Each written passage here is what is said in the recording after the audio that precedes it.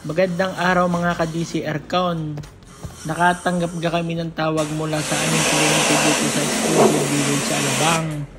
Tumutulo raw ang kanilang indoor unit.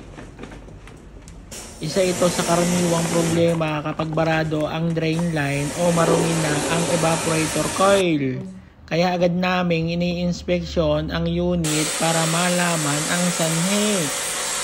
Pagbukas namin, ayun, makapal na ang dumi at alikabok sa loob.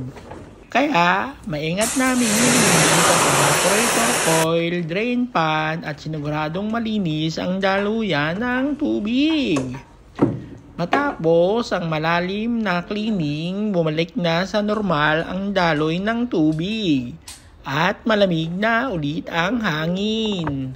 Wala nang tulo. Smooth na ulit ang andar ng aircon.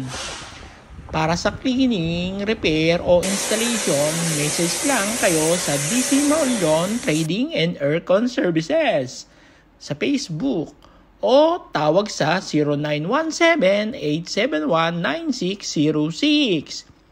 DC Maulyon Aircon Installation Services, linis lamig at serbisyong maasahan nyo.